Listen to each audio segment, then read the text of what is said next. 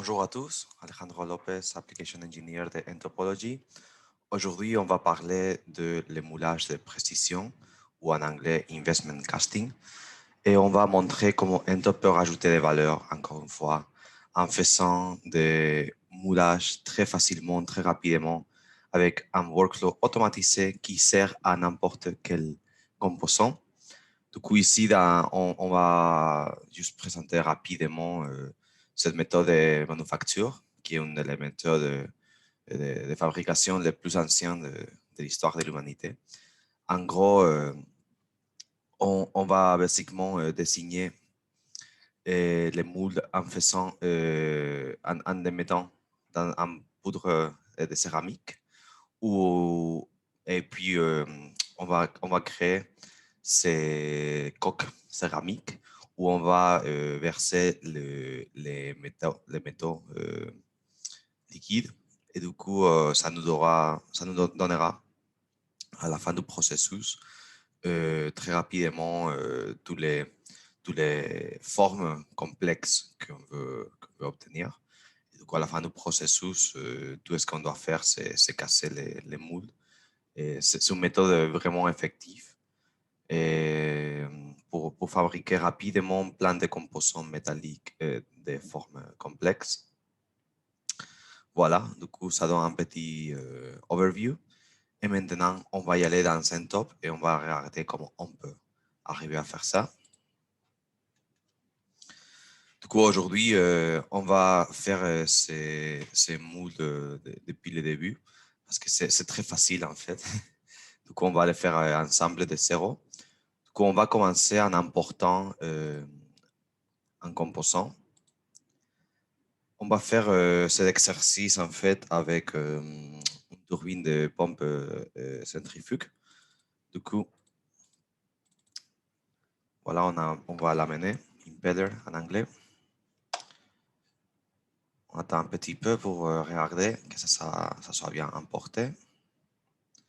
Voilà, du coup, ici la pompe, ici la turbine de la pompe. OK, du coup, comme vous tous savez, dans Centop, on travaille avec la technologie implicite qui nous fait unique dans le marché de, l'ingénierie du design pour la mécanique.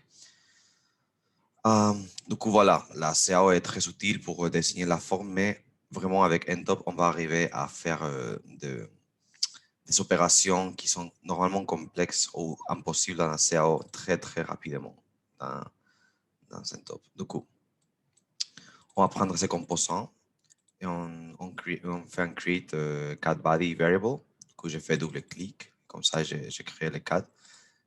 La raison, c'est que quand on fait un import, ça pourrait être un assemblage complet. Du coup, pour travailler avec les composants séparément, il faut créer ces cat body variables, comme on voit là. Dans ce cas, on n'a qu'un seul composant. Du coup, voilà, ça paraît un peu redondant, mais la raison, c'est ça. Si c'était un assemblage, on aurait dû faire comme ça aussi. Du coup, on met la CAO, l'impeller CAD, et on transforme ça en implicite.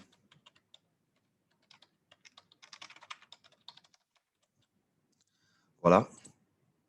Du coup, maintenant, si je regarde l'implicite, on le voit ici, il est dans une tolérance de 0,01 mm par rapport à la CAO. Du coup, on peut dire que c'est basiquement le même composant. Donc, on remarque que la CAO a bien de phases, de edge, de vertices, etc. Sauf que l'implicite, c'est qu'on a, si je presse sur F, ici, sur la lettre F de mon clavier, on voit que c'est une description volumétrique de la géométrie. Et si je mets un contour intervalle pour le distance field ici, on peut bien voir comment ça marche. Du coup, on voit que pour chaque direction, chaque coordonnée de la direction Z, on a des équations qui décrivent la forme de façon volumétrique.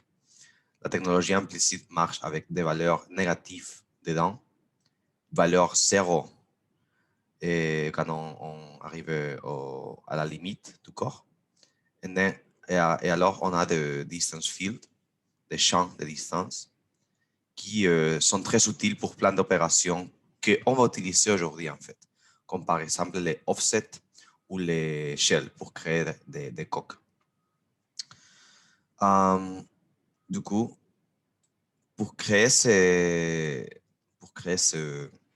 moule, ce qu'on va faire, c'est une opération offset body, okay, que je vais renommer offset body, voilà, parce que c'est un pas intermédiaire. Plus tard, il faudra faire l'opération des coques, les shells.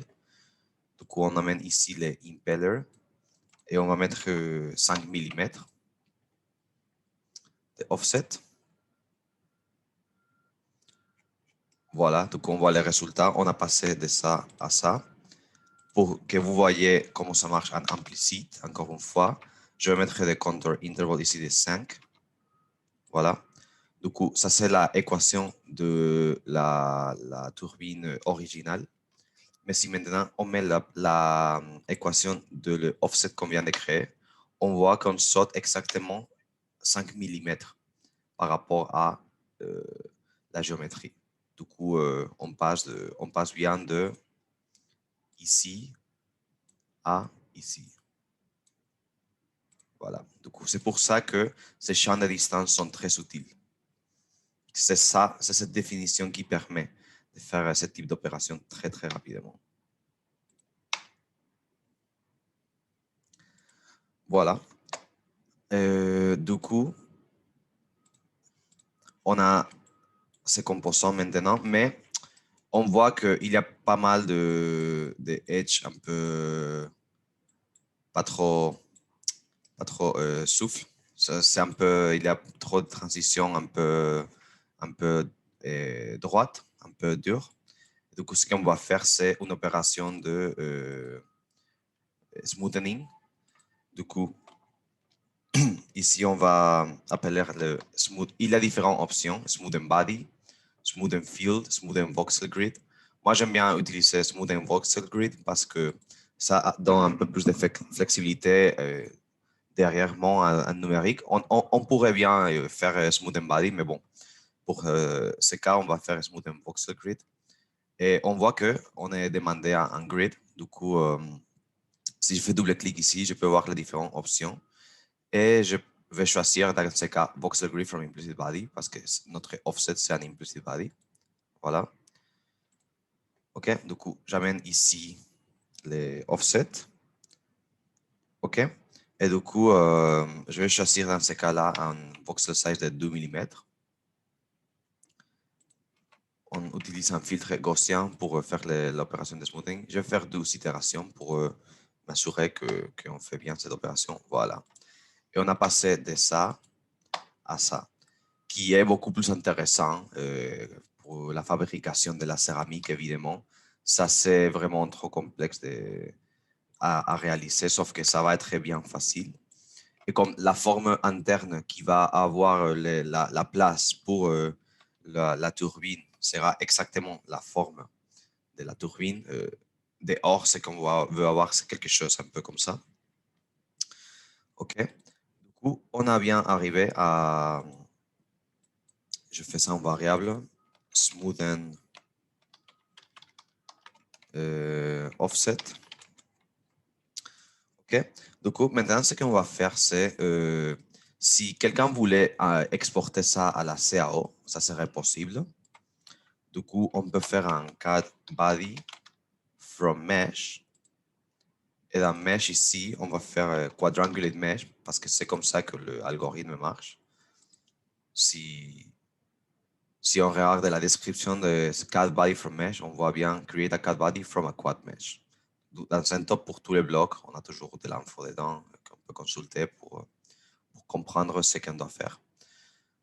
OK. Et du coup, dans quadrangulate mesh, il me demande un mesh, une maille. Du coup, je vais faire mesh from voxel grid. OK, du coup, j'amène ça ici. Et on attend juste un petit peu. Et on aura la CAO. Et ça peut être exporté comme un step, comme un comme un parasolide dans n'importe quel logiciel, Katia, SolidWorks, NX, etc. OK? OK, du coup, on pourrait utiliser ces export part block. Comme je disais, voilà, parasolide ou step, on peut faire. OK? Je vais garder ça comme offset CAD. OK? Mais du coup, ça serait pour la représentation CAO, vraiment. Par contre, si on veut avoir la géométrie complète, on doit encore faire une dernière opération. Parce que si on regarde bien, en fait, je vais faire un implicit voxel grid.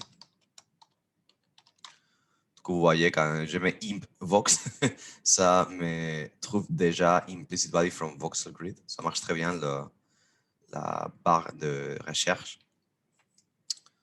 OK. Du coup, on met ici le voxel grid. Je fais ça. Smoothened offset implicit. OK. Du coup, voilà, comme je disais,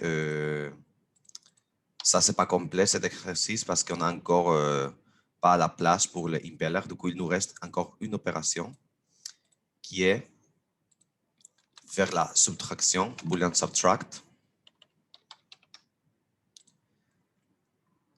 Du coup, on va prendre notre smoothen offset. Ce qu'on va subtraire, c'est la turbine, précisément. Voilà. Du coup, on fait cette opération. On regarde le résultat rapidement.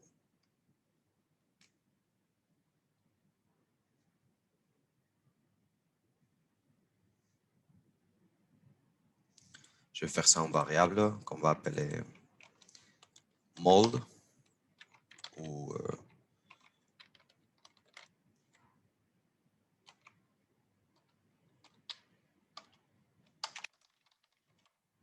voilà.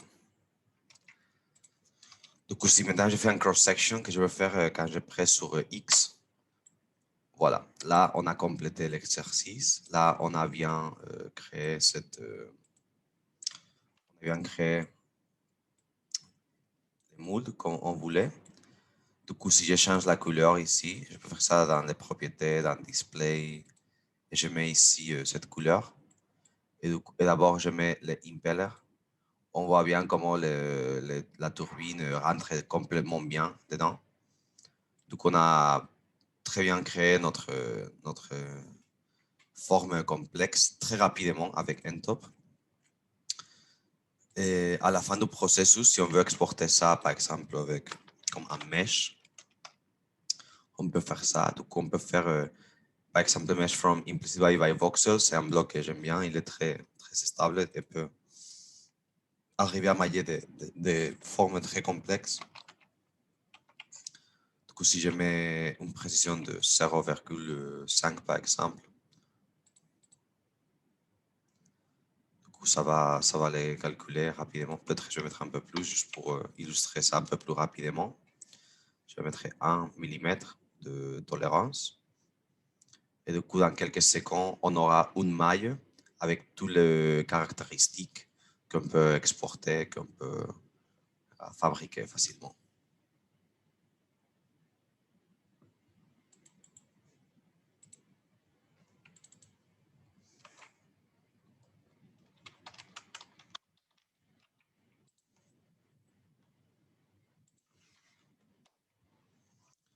Okay. Du coup, voilà les résultats. Maintenant, ça, c'est un objet qui peut être exporté à n'importe quel logiciel vraiment. Et on peut le travailler, le fabriquer avec des logiciels CAM ou avec un slicer aussi. OK?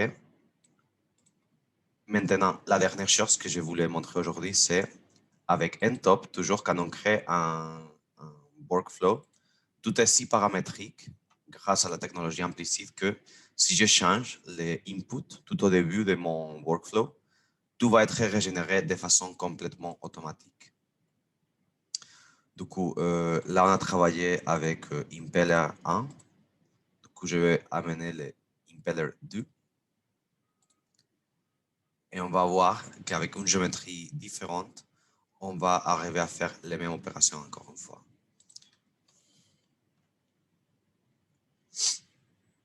Donc voilà, on voit bien, c'est une géométrie différente. Si je ramène encore une fois l'impeller 1 juste pour comparer les deux shapes, les deux formes, on va voir bien que c'est deux géométries complètement différentes.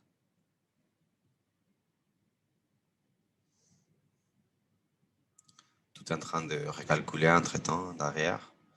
Et toutes les opérations recalculent là, aussi la CAO from mesh et tout ça marche encore une fois. Du coup, voilà, ça c'est la géométrie qu'on avait avant. Et ça, c'est notre nouvelle géométrie. On peut bien voir que c'est une forme, même si c'est le même type de composants, c'est bien différent. Du coup, c'est hyper intéressant d'avoir cette capacité de répéter les mêmes opérations sans rien faire que importer. Pendant que je vais vous expliquer tout ça, on a refait toutes les opérations derrière. Du coup, voilà, on a fait notre implicite, on a fait notre offset aussi, on a fait notre smoothing, on a obtenu notre CAO aussi, encore une fois. On a obtenu le smooth and offset et en implicite. Et finalement, on a obtenu des moules de précision avec cette nouvelle forme en implicite. Et aussi, on a déjà prêt la maille qui décrivait ces formes et qui peut être exportée, exploitée dans notre logiciel. Donc, vous avez vu rapidement, on a créé deux formes très complexes. Je pense que c'est devenu clair le type de valeurs que la technologie implicite peut ramener avec une topologie. Du coup, j'espère que c'était intéressant pour vous. Merci pour votre attention et à la prochaine.